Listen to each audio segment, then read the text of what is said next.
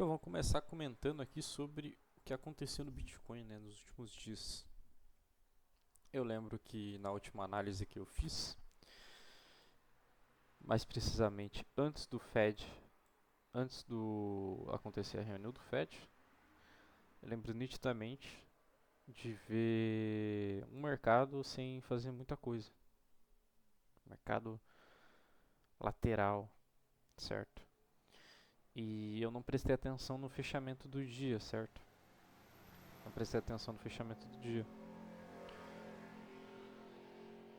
Qual que era a minha tese? O que eu estava pensando?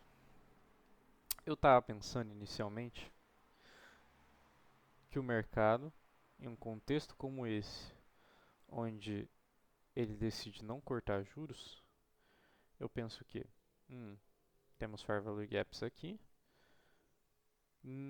que não foram tocados, né? Ou seja, não teve oportunidade. Então eu imaginava que o mercado fosse retrair, mas ele subiu. Para quê? Depois que ele pegou essa liquidez, ele subiu para pegar outra liquidez, a liquidez do outro mês, mês de fevereiro. Inclusive essa liquidez aqui, dessa região. Só que olha que interessante, um detalhe que eu não notei aqui. Aqui nós tivemos uma oportunidade de entrada, certo? Uma micro oportunidade de entrada, mas foi. Por quê? Porque se a gente está num buy program, se o IPDA está num buy program, isso significa o quê? Tipo, eu lembro que desde o começo, quando eu comecei a fazer essas análises, e eu vi esse movimento aqui, certo? Eu fui comentando. Vamos pegar essa liquidez. Nós pegamos. Vamos pegar essa outra e essa outra aqui. Quando? Eu imaginava de um modo diferente. Eu imaginava um modo mais ideal, certo? Algo assim, depois subir, depois retrair, depois ir, né? Esse é o cenário ideal. Market Maker Model nítido, fácil. Mas não é exatamente assim que o mercado funciona. O mercado ele dá uma brincada assim, mitiga bem levemente e vai embora. Muitas vezes ele faz isso, ainda mais num ativo como Bitcoin, né? Mas o objetivo final permanece, que é o quê? Pegar isso aqui.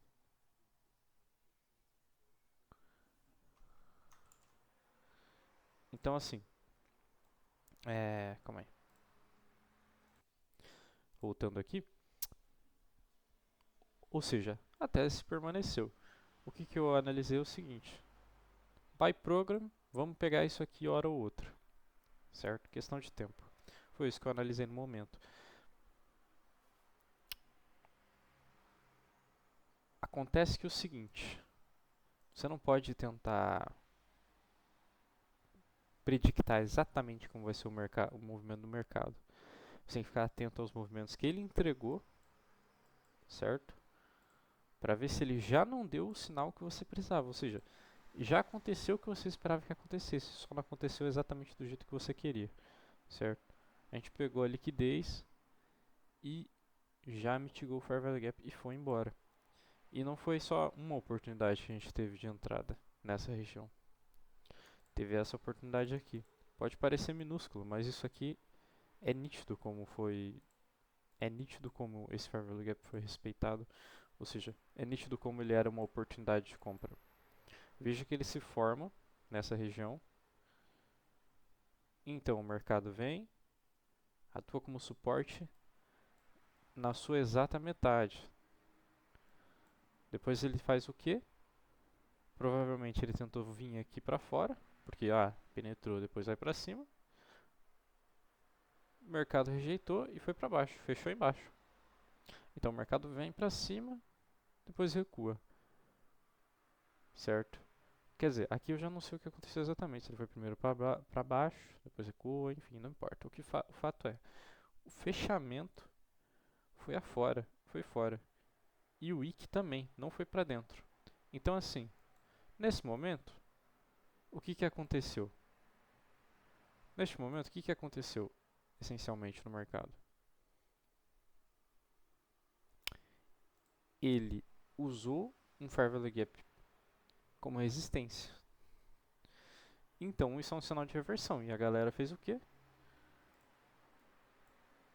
Botou stop loss aqui. Liquidez aqui. Certo? Só que o que acontece? Ou inclusive liquidez aqui, nessa região. Porque aqui tem um Fair Value Gap bearish, que a galera poderia estar utilizando como stop loss. E o que acontece? Como nós estamos... Essa é uma lição que eu aprendi recentemente com o Zeus, que é o seguinte. Se você está no buy program, você está no buy program. Não adianta ficar olhando para sinal de reversão. Não adianta, tá ligado? É um buy program, é compra. Você só pensa em compra.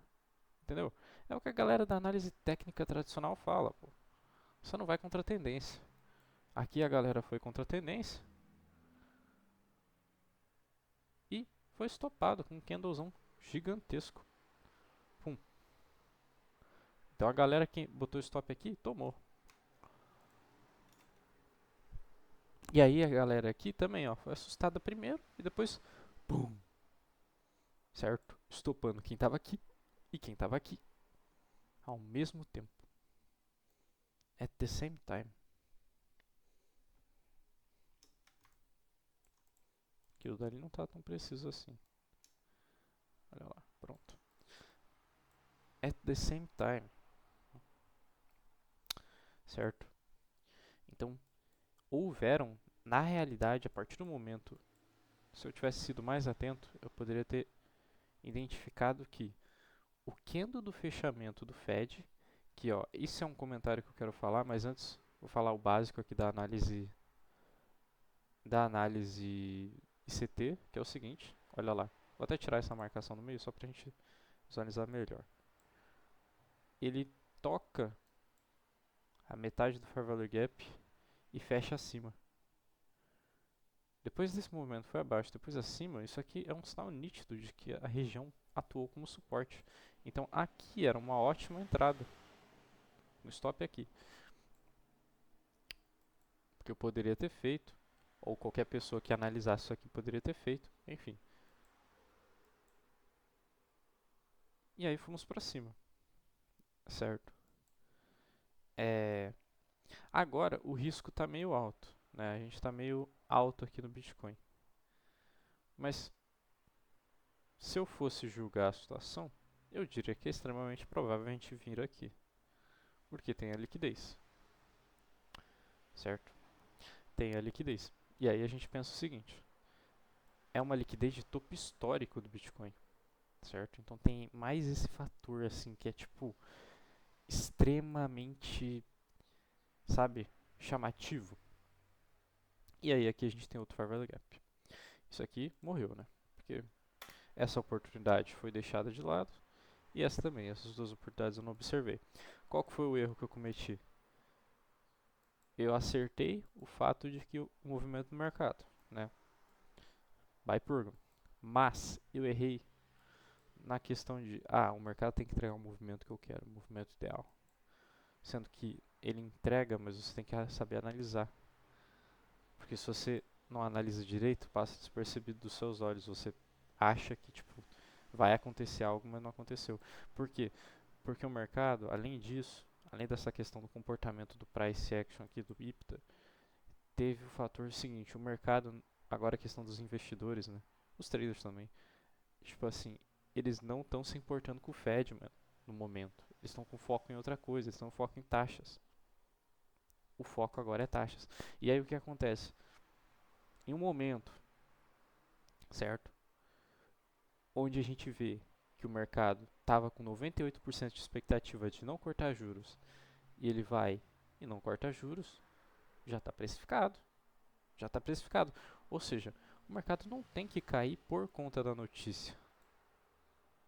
Ele poderia cair se no momento próximo da reunião a expectativa de que ele cortasse juros fosse relevante. Tipo assim, 30% de expectativa, 40% de expectativa.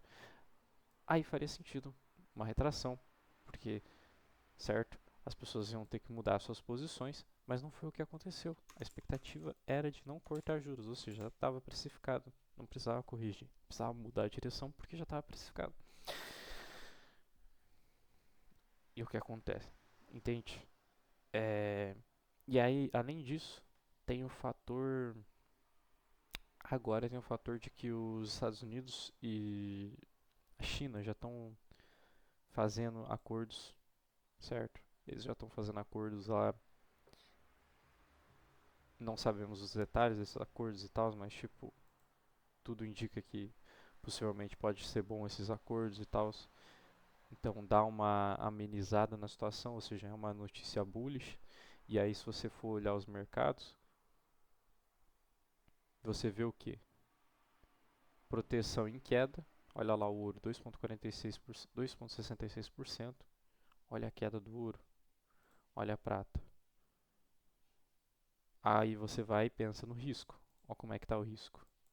Gap de alta no S&P, certo? Dow Jones, Nasdaq, tudo gap de alta. O VIX, gap de baixa. Isso aqui é sinal bullish. Isso aqui é sinal a galera pegando risco. Olha aqui, DXY para cima. Então, julgando esse contexto, fica óbvio agora, né? Antes eu não percebi, mas tá óbvio, pô. A gente vai pegar isso aqui, tá ligado? Se eu tivesse prestado mais atenção, poderia ter entrado aqui, ou principalmente, porque aqui foi um movimento muito, sabe, muito safado. Aqui, aqui foi o ponto-chave, porque aqui teve chance. Porque se eu tivesse interpretado da maneira correta, falado assim, não, o mercado não está nem aí para os juros nesse momento, porque eles estão esperando que não vai cortar. Então, assim, o movimento não está nada relacionado com questão de juros, entende? Eu saberia que aqui era na realidade uma oportunidade de entrada e não que aqui vai formar uma reversão porque o mercado, entendeu? Enfim. Agora sabemos do seguinte, né? Vamos observar a situação. Estamos aqui em continuamos ainda o buy program. Enquanto a gente pegar esse high ou não rejeitarmos este fair value gap aqui, enquanto não rejeitarmos esse fair value gap e este outro aqui, a gente não vai ter um sinal, tipo assim, de que o movimento acabou. Eu acho improvável que o mercado vai parar aqui. Eu acredito, tipo assim, 95% que o mercado vai para cima pegar isso aqui. E aí, o que a gente tem de última jogada aqui seriam trades pequenos. Tipo, aqui a gente tem um fair value gap que não foi mitigado nunca na vida dele. Enquanto aqui a gente teve, certo?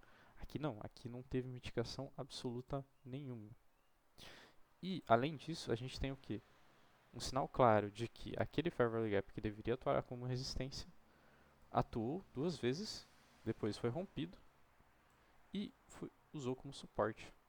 E hoje está usando como suporte de novo mais alto, inclusive. Ou seja, aqui também já é a oportunidade de entrada, no meu ver. Aqui eu já poderia pensar em trades, se eu quisesse fazer uma posição pequena, pensando nisso aqui, um stop, digamos, é, assim, certo? Nessa região. Ou então faria algo assim, pequeno. E aí, se eu for estopado, por exemplo, poderia entrar aqui embaixo. Uma entrada aqui. Enfim, isso aqui são só detalhes de operação, né? Mas o conceito é simples. Temos duas oportunidades de entrada para fazer uma com alvo aqui. Agora, fato é, uma grande oportunidade foi perdida nessa região por conta de um erro simples de priorizar muito uma coisa, no caso foi a reunião do Fed, e não olhar para outros fatores como taxa, como um modo como o mercado está se comportando, coisas do gênero. Bom, era essa a ideia que eu queria passar. E é isso aí.